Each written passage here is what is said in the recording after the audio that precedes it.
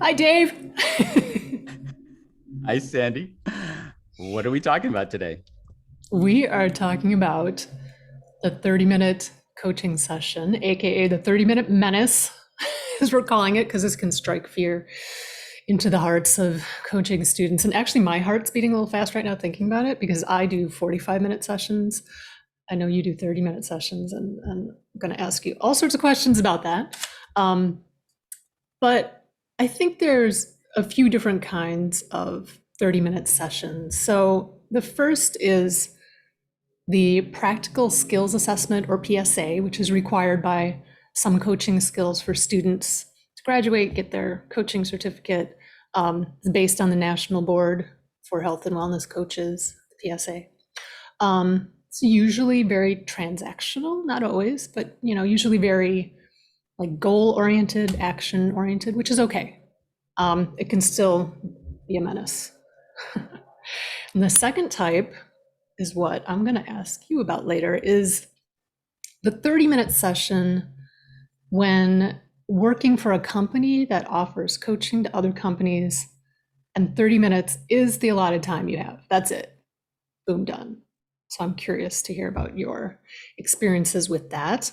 And then the third type of session, 30-minute session, is basically any other short session. So these can be deeply transformational sessions done by coaches who can get to the heart of the matter really quickly. They don't require more than 30 minutes for a deep session, or maybe you just reach that point in a session at 30 minutes where it's like, we're done.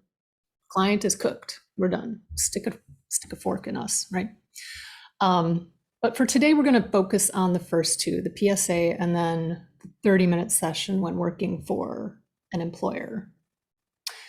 So Dave, where do you want to start? Ooh, I think we should start with the menace. Let's start with the PSA. PSA. Let's do it. Ah! Let's do Okay. it. All right. So Sandy and I went through the same course. So when we did our PSAs, what issues did do you remember we having when we did that? Yeah, it's interesting you asked this because I had to think. I think I blocked it out of my mind. I was like, okay, it's done. Whew, whew, done. Um, but then I thought a little bit more about it, and the main thing, well, two things stood out to me when I was recording for my PSA. The first is that I had a really good client who didn't talk a lot. So that helped with the time. And time is a big factor when you're a new coach. It can be stressful. And then the other thing I recall sort of working on were the competencies, and specifically for the national board, there's 17 competencies that need to be demonstrated for a PSA, and about half of those should be seen throughout the session, like evoking awareness, open-ended questions, establishing rapport, showing empathy. Those should be seen throughout. And the other half are ones that are pretty specific, like strengths and values, vision, long-term goals. When you're setting short-term goals, you want to ask that challenge question. You want to ask accountability question. So I remember having those specific ones kind of right in front of me. Like, you need to do all this. And if you're listening well, if you're showing empathy, I mean, everything will fall into place. But yeah, there were a few that I remember I had, not a script, I'm not a fan of scripts, but I had a roadmap that allowed me to demonstrate those competencies. Yeah, sounds like a lot was going through your head during that little 30 minutes of Yeah, recording. it's interesting because it really wasn't. And this is why I think it was a good PSA, because it flowed. And we'll talk about this later, but one of the most important things is to listen, and to listen well. And if you're really listening to the client, they're going to give you stuff.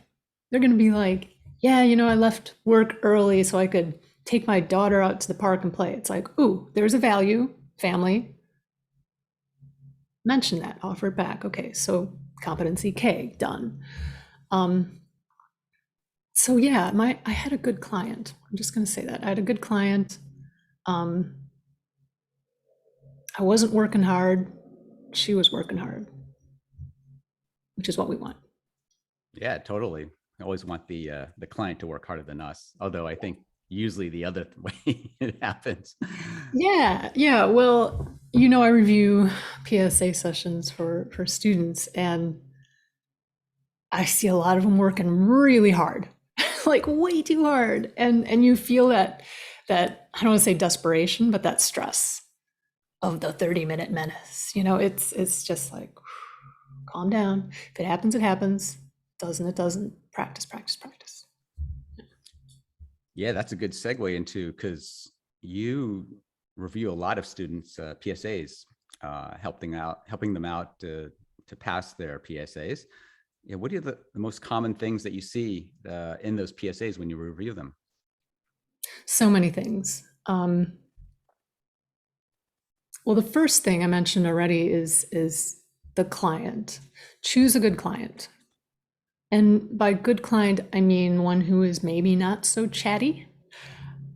Uh, there's clients we call verbal processors, who they talk through their problems, which is great. They talk through things. They almost self-coach themselves, and that's problematic in two ways.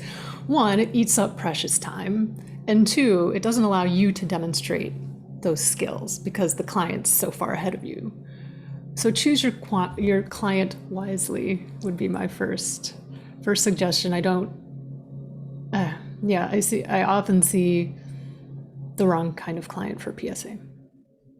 Mm. I already mentioned not listening. Uh, I see a lot of students using a script, and you can tell. So it should be natural, it should flow. When you're using a script, it's like you're somewhere else. And I've listened to sessions where it's like they're just doing a checklist, and it's like, whoa, like the client just gave you something. Like, inquire into that, ask about that while keeping it on track. And that's another thing I see. The sessions, you need a good agenda, number one, and sessions need to follow that agenda. And new coaches, I know I wasn't good at this.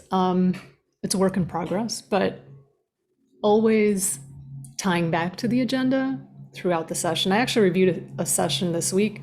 It was beautiful. She kept referring back to the agenda. I was like, yes, yes, yes. And it was just this beautiful structure. She held it so well. She's like, how does that relate to your agenda?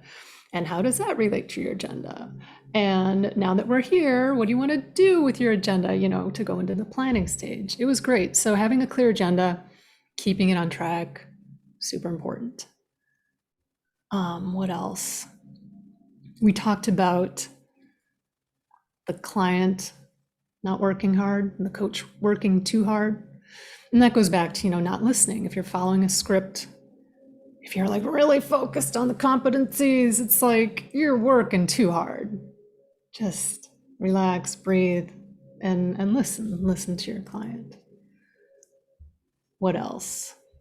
I often see new students inserting themselves into the conversation, which is not what coaching's about. And I'm not even talking about giving advice. I'm talking about saying things like, well, I think that's great.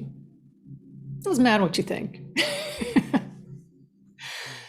And it's not client-led. And once in a while, if you want to say that, it's fine. But if you see it over and over again in a session, that's not client-led, and it's not a good PSA. Along those same lines, offering advice, and that eats up so much time. It's, even if you offer, you're like, may I offer something here? And then you go into a whole diatribe about what the best supplements are. It's like, no, that's not coaching. And that eats up precious time. And speaking of precious time, I have a pet peeve, and you can agree with me or not on this, because we went through the same coach training course. We were trained in motivational interviewing, and ORS, which is open-ended questions, affirmations, reflections, summaries.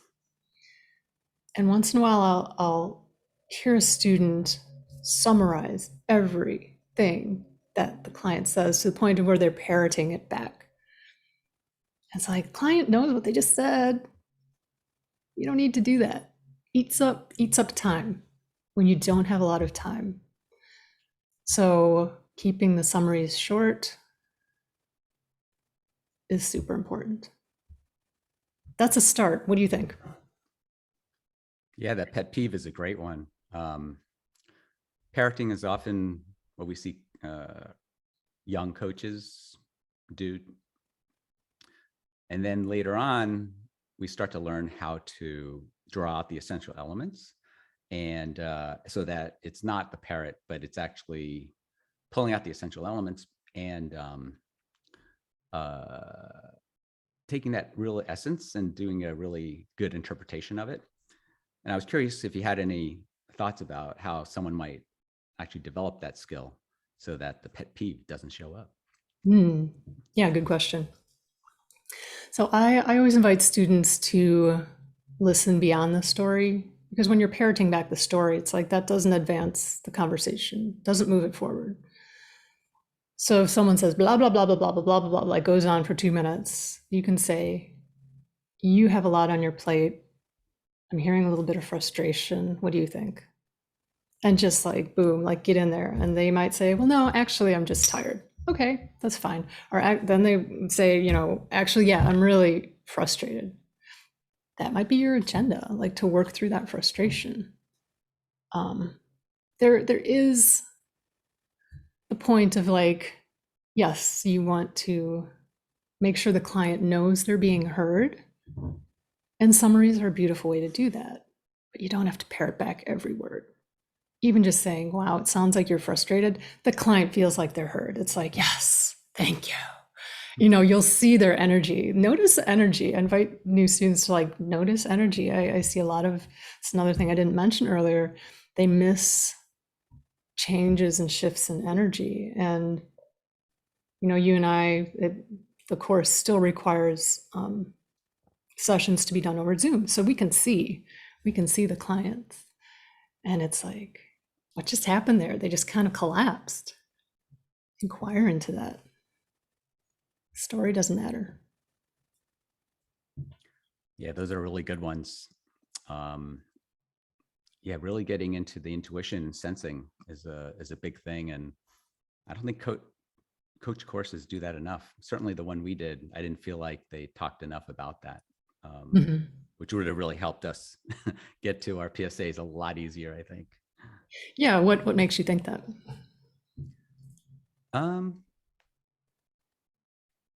Well, it would have prevented parroting.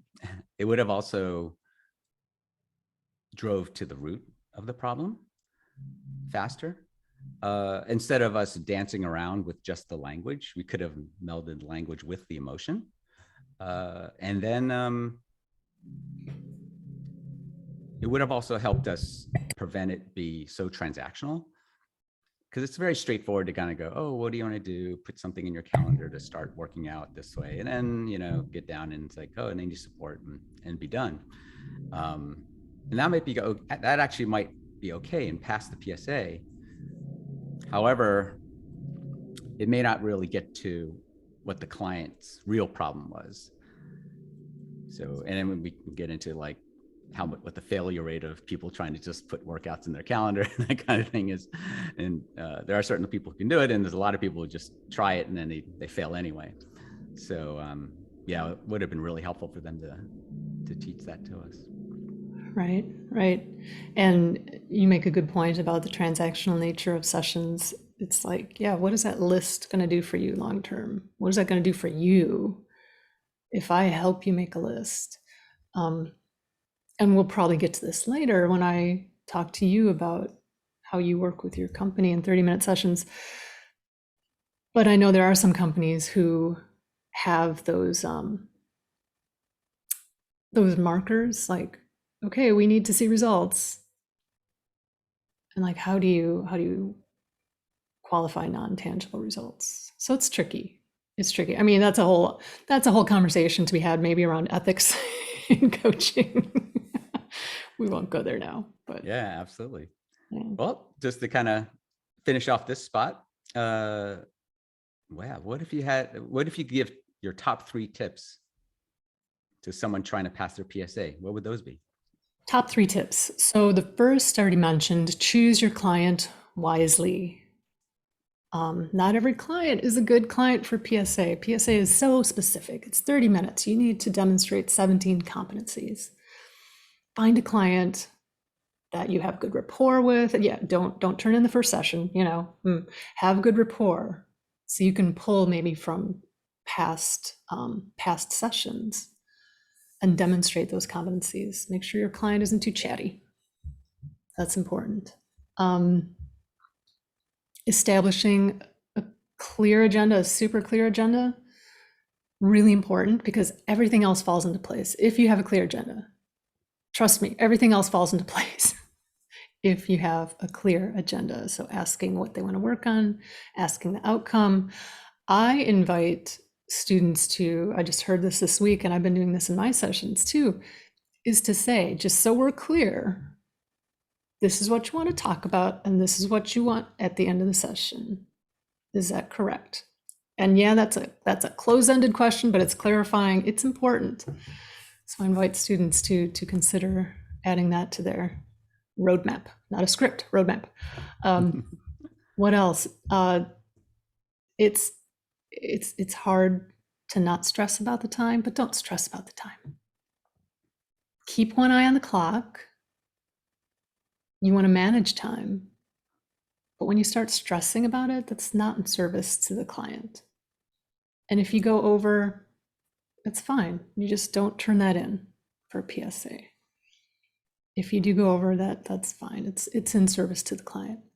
I know you said 3, but I have one more, and it's practice, practice, practice, practice, practice. Practice. Find people to coach.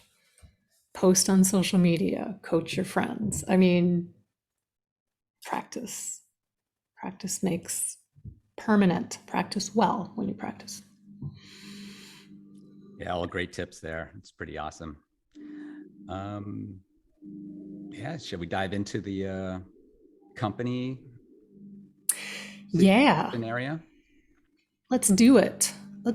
So could you just tell us like how this works, working for a company that tells you to do 30-minute sessions?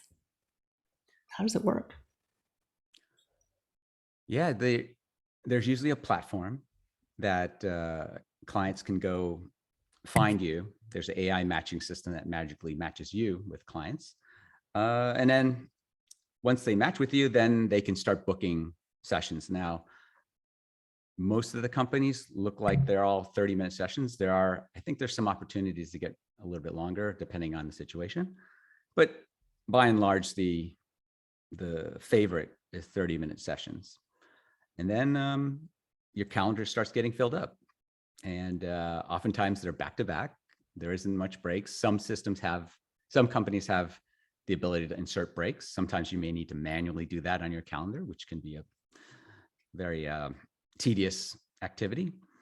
But yeah, oftentimes you find you're just starting at, 9 a.m. in the morning, going half an hour, all day long if you didn't book breaks in for yourself. So it can be very fast paced and relentless. Wow. Yeah. That sounds exhausting. I'm curious as to what kind of clients you get from these companies for these 30-minute sessions. Yeah. So depending on the company, you may or may not get the opportunity to do the traditional chemistry session. And you may need to do that and describe what's going on. Hey, welcome to this company, and this is what's going on, and this is what coaching is, and all that stuff. Build rapport, talk about you, hear what the client has to say about them, why they showed up, and potentially you may want to do a little bit of coaching or a lot of coaching, depending on the situation. There are some that have been in the system before for a couple of years or whatever, and they already know what coaching is. So you can kind of dive in. They're a little bit easier. So you can kind of skip the what is coaching part. But others show up not knowing anything. And then you have to kind of explain a little bit more. And everywhere in between. There's some people who kind of have some notion about it. And some have maybe I wouldn't say incorrect notion of coaching, because I think coaching's more broad than simply traditional kind of ICF, NBHWC kind of competency type coaching. Some are seeking information, right? Some are seeking advice. They want you to tell them what to do, which I find is interesting, to kind of change that notion. But and then there's some that show up really needing therapy. And so you have to navigate that too. Sometimes they can stay with you. I often give them the caveat, it looks like you're going to need therapy, but we have some stuff on the coaching side that we can try on, but it may take longer. It may not get the results you want, but willing to try with you if you want to try that. But otherwise, they probably should be going to therapy at that point. So there's a lot going on in just the first 30-minute session that you might have with somebody. And that's the very first session. It sounds like you have a lot of clients who don't know what coaching is, maybe some who do, and then some who need therapy and trying to navigate all that. Some who want advice. That's a lot. Did you like my summary? Yeah, it was awesome. Thank you. Thank you. Yeah, there's a lot of good stuff in there. I know, I have one eye on the clock here too. There's so much I want to ask you, but the thing that stood out to me, I'm just wondering, like, what do you do when a client just wants information? Like, I don't want to say push, but do you share again what coaching is and isn't? Like, how do you navigate that? I'll speak for myself and not what other people might feel comfortable with. I'm actually okay having just a conversation with them. And the reason why I say that is this is not a paid session from out of their own pocket. It's a benefit that you receive from the company. So the perception there, and also the incentives, by the way, is that since I'm not really paying for it, I can just come in and try this. And so that can create a different dynamic than whether you would see someone individually who may even be paying for that session that they show up for, because the incentives are different, right? It's like if you paid $100 per hour and you paid for that, you expect something different. But when they show up and they can go, I'm not sure I really need this. I just want to kind of explore it. I want to improve myself. They say a bunch of things, but then we always like to talk about the readiness, willingness, capacity, ableness, depending on where you come from. And they're just kind of searching, right? They're just kind of hanging out. Some of them, then we'll talk about what coaching is, what it'll do for them. And then maybe they get an idea of why they want to come back. Some may look at my LinkedIn profile and see my background, and they go, I want to ask Dave about this aspect of his past. And then we go, okay, well, we'll just have a conversation about it. And I know they're not going to come back, and that's fine, right? It's okay. Because on those platforms, we actually still get paid for a session. So in that sense, it's not like we're wasting time or anything like that. But no matter what we get paid, they're not actually paying out of their pocket. It's just a benefit. So, and their sessions kind of renew every year. So to them, it's not really a big deal for them to even have a conversation. So the funny thing about this is there is a rating system on pretty much all the platforms. And so you want to have a good rating, just like if you're a small business owner on Yelp, you want to make sure your ratings are great. So in that sense, also, maybe you'd want to just give them what I want. And if they felt happy leaving, instead of just kind of saying, oh, no, that's nothing wrong with just saying, I don't want to give information. I just want to coach. But, I'm all about for giving clients what they ask for. And sometimes even in coaching engagements, that can be a blend of kind of give you information. If we're health coaching, right, maybe we talk about diets and those kind of things in a session, right? And then they're off. And then they usually come back in the next session and go, oh, I tried that and I couldn't hold the diet. And like, okay, there's where the coaching really starts. So it can be a blend too. Got it. Yeah, thanks for sharing all that. And it sounds like no matter what the client wants, it's like, okay, if you have an agenda and the agenda is for you to share information, that's the agenda. And you honor that. Yeah. Yeah. Yep, that's right. And I always try to turn it back on them when I can. I'll ask them a question and stuff. But sometimes that even doesn't work. Yeah. They just want to ask questions about, I don't know, a company I work for or whatever. Yeah.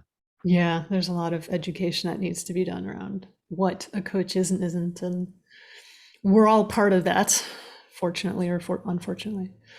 True. So when you think about your own private practice, do you still have clients outside of working for a company? Yep, I've got a private practice. I've got working for companies. And so they're all kind of blending together as best as possible. So how do you find the clients in your private practice differ from or your sessions, I guess we'll say that. How do your sessions in your private practice differ from the ones you have through a company, if at all? They're more relaxed, I would say. There is this kind of pressure of, all right, I only have 30 minutes. Let's see if I can get to a decent, I don't know, we'll call it coaching structure of a session. Let me stop you there. Do you do 30 minutes in your private practice?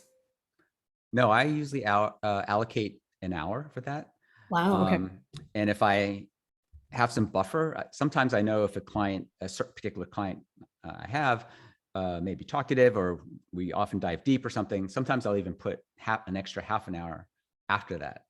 And I just kind of let it run. So the sessions, they are based on a common teacher that we both have, who we love. We try to slow things down, right? And I try to be a little bit more respectful of where they're at and not rushing things. But when we're talking about a 30-minute session, especially at the end of 30 minutes, I may have another client that I got to jump to immediately. Then I may try to speed things up a little bit. And unfortunately, that may at some point that sometimes conflicts with their speed and how they're showing up in the session. But you try to be as general as possible and do whatever. But in my own practice, I kind of like to have that a little bit more time to kind of let things emerge on their own, and then more gracefully get to a close, which is probably just a little bit more than 30 minutes. Actually, it's not that much more. It's maybe like 10 or 15 minutes is just good enough to really get to a good close. Mm-hmm. And in your 30-minute sessions with those companies, what happens when you run out of time? You already mentioned a couple of things, like you're looking at the clock and it's like, oh, we got to stop soon. Like, what happens? Yeah, sometimes I feel menaced there too. No, just kidding. Yeah, closing gracefully. Well,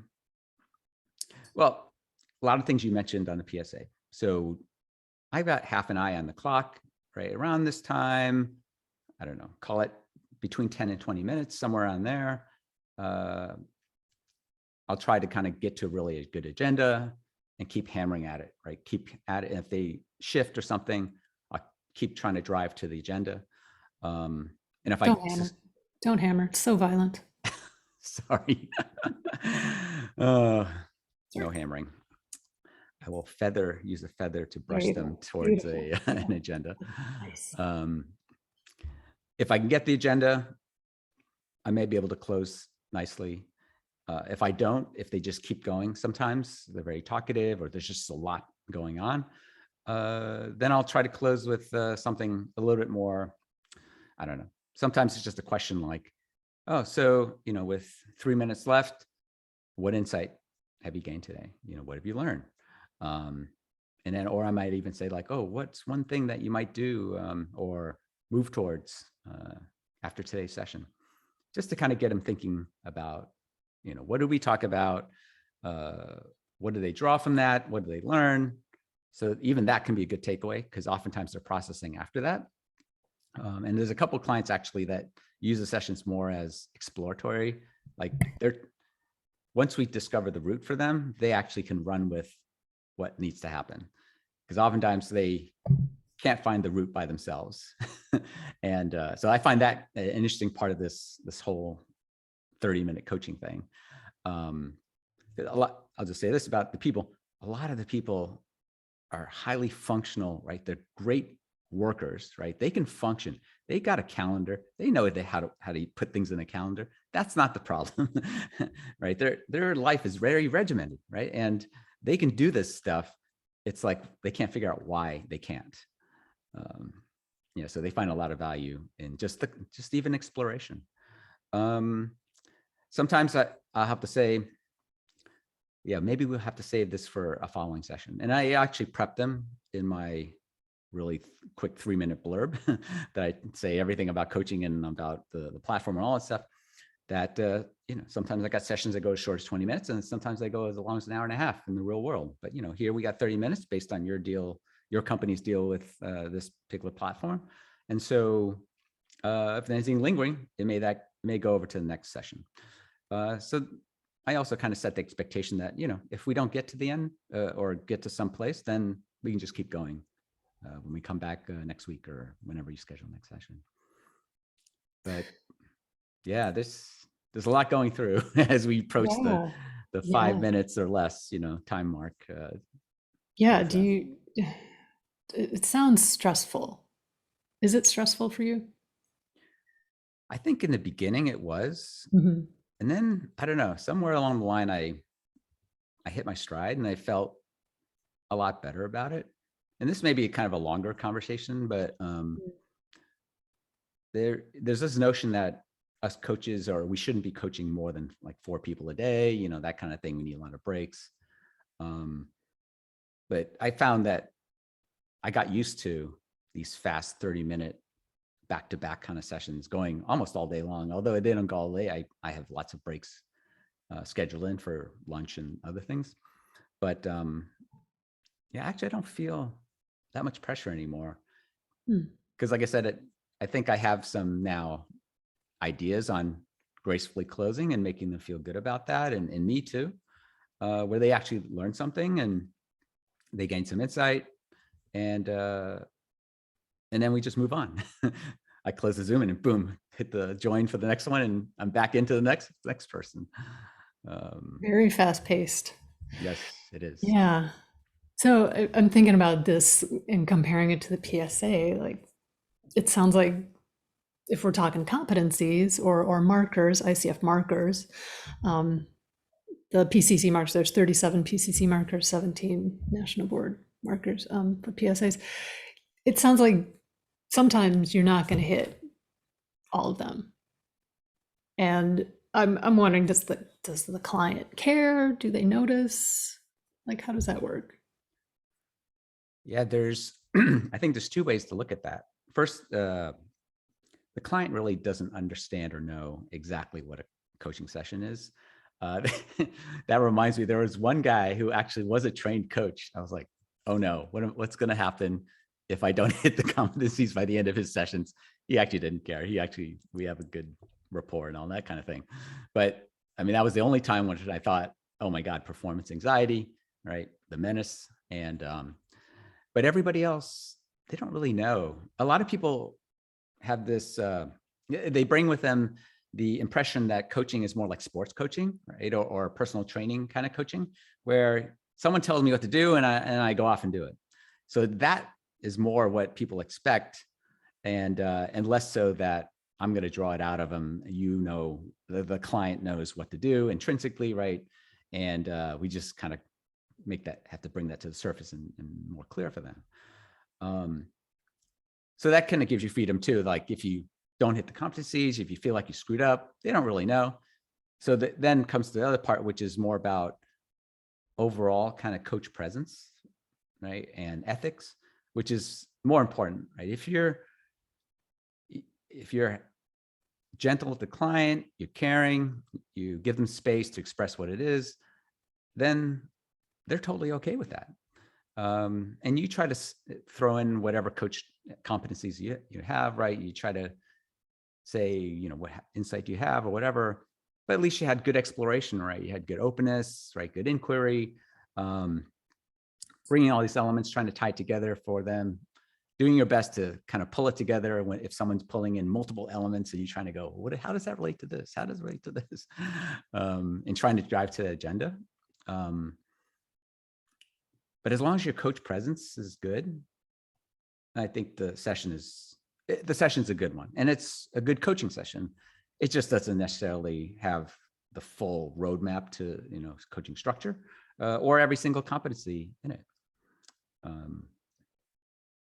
Yeah, that's so important. You mentioned, this is what stood out to me, just allowing space for the client to express themselves. And then after that, que sera, sera. It's beautiful. Yeah. Mm-hmm. So what are your, sounds like that's a top tip for you to offer people doing 30-minute sessions. What are your top 3 tips to give someone who is starting to work as a coach in a company doing these 30-minute sessions? Yeah, I think the number one tip would be just relax. Don't stress. The skill will come in time to get used to the pace of a 30-minute session. Be adaptable to all the things that may come to you, from people who have no idea to people who have a lot of idea, to what coaching is, to people looking information, people not looking for information, people totally that are borderline therapy. There's a lot. The variety is huge, and you'll learn a lot. So having a growth mindset, don't stress, is a really good kind of attitude to have as you're kind of entering into this thing. Another one I found that was really helpful is working on your intuition and your sensing. And there's a number of ways. We should probably do an episode on that, on how to do that, or the things we've learned on how to best do that.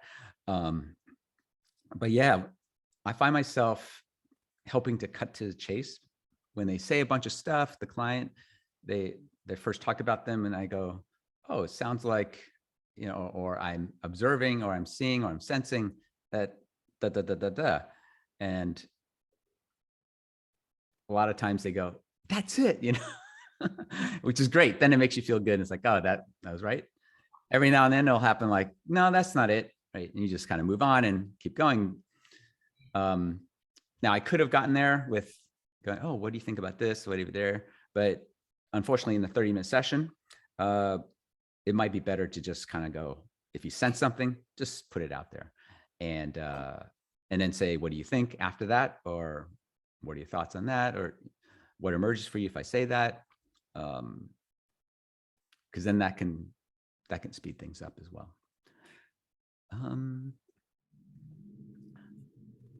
I think those are probably, I don't know if that's 3 or not. It could be 3. There's a couple of things I talked about there. 2.5. That last one, the competency, ICF competency, direct communication, which is surprisingly absent from the national board competencies. It's interesting. We're going to have to do an episode on that too, like comparing competencies and going through each competency. But it sounds like direct communication is super important. If you see something, say something.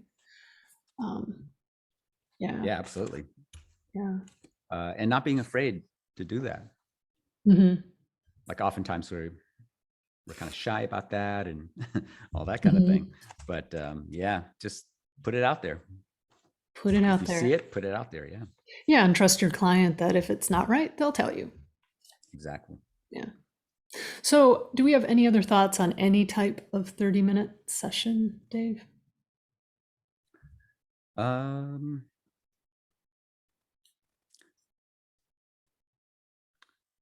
thought I like to share is it's been really great for me to have these fast-paced 30-minute sessions.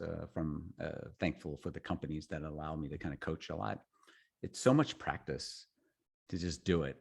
And in the back of my mind, I'm trying to go, oh yeah, all competencies, 17 or 7 or whatever it is, depending on the system.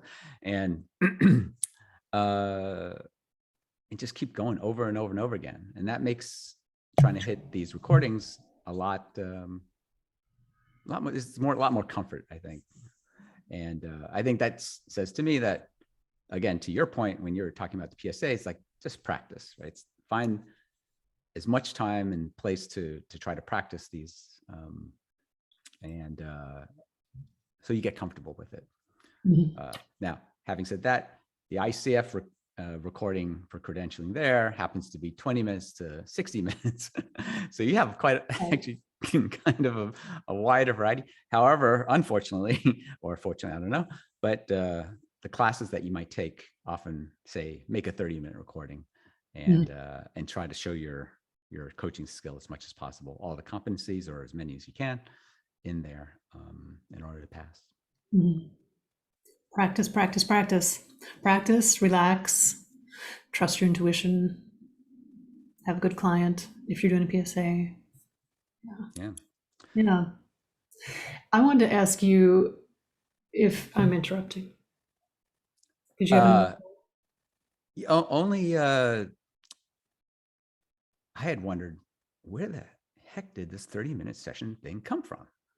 Yeah, where did it come from, actually?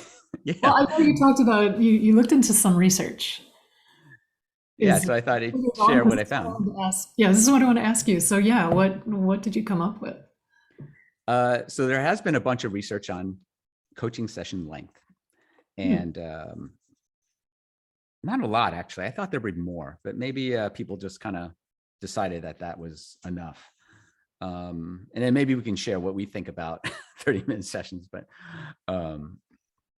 so there was some research done for the ICF, or ICF posted research from the Coaching Research Institute, and maybe we can post these links to some of these in the show notes. But there was a quote in there that said, longer coaching sessions do not necessarily lead to more effective coaching. For each session, whether it was only 30 minutes or 70 minutes, or more than 70 minutes, there are no big differences leading to more effective coaching. Oh, okay. And they had some data of the respondents who were part of this research that said over half the people, their sessions were 30 to 39 minutes. And then the next biggest one was 30% of them were from 60 to 69. So they actually went over an hour. Oh, interesting. Yeah. Interesting. So that kind of lends itself to, well, maybe it's just a tiny bit more than 30 minutes that people are actually doing really well with versus just 30 minutes. Yeah, that's interesting. Sorry, that's interesting, because my sessions in my practice are 45 minutes, but I find that around 40 minutes, it's like, or even a little earlier, 35 to 40 minutes is kind of when it's time to close. And I'm thinking the times that it's gone closer to an hour, there's just been so much evoking, and maybe not quite a clear agenda. So interesting. In fact, I took a course with a bunch of very experienced MCCs who taught the class, and even though they kind of talked about generating a 30-minute recording for that class, they also said that, actually, in our own anecdotal research, based on our own experience, somewhere after 30 minutes, somewhere like 35 to 45 is actually where the bell curve of really good sessions end up. I agree. So so interesting.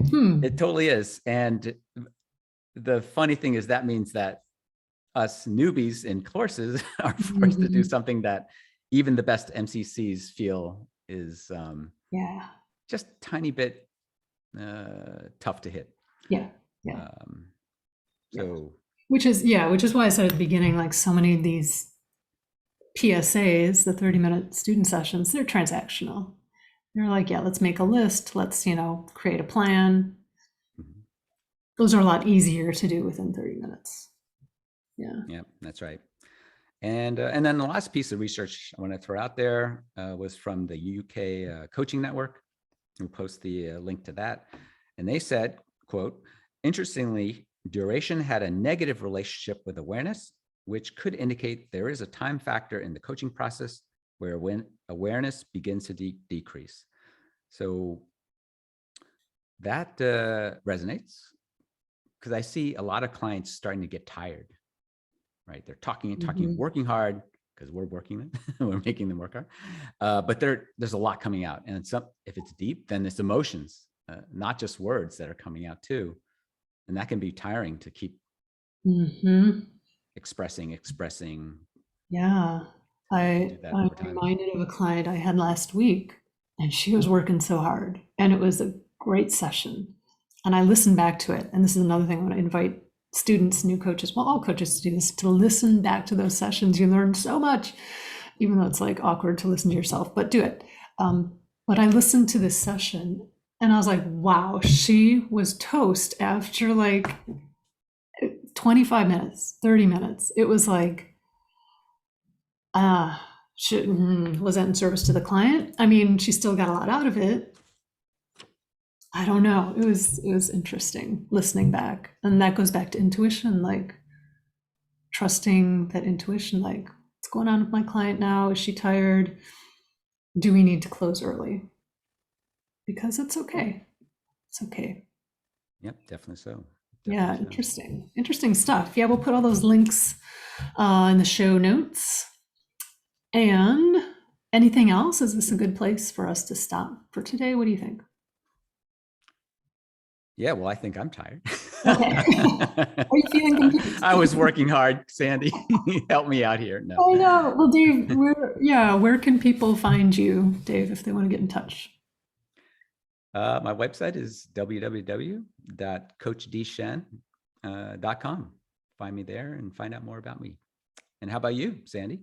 I am at Swanson Coaching, SWANSON, swansoncoaching.com. And people can check out my offerings, email me, let me know what's going on. And we don't know what we're talking about next time, but we'll let you know. I'm excited. I'm excited for the next episode. Same And here. if any of you have something you want us to talk about, send us a note. Let us know what you think. We're looking for topics to talk about. So, yeah, are you feeling complete in terms of today's topic, Dave? I am. Thank you very much. Good, good. So we will see you next time. Thanks, Dave. Thanks, Eddie. See you next Bye. time.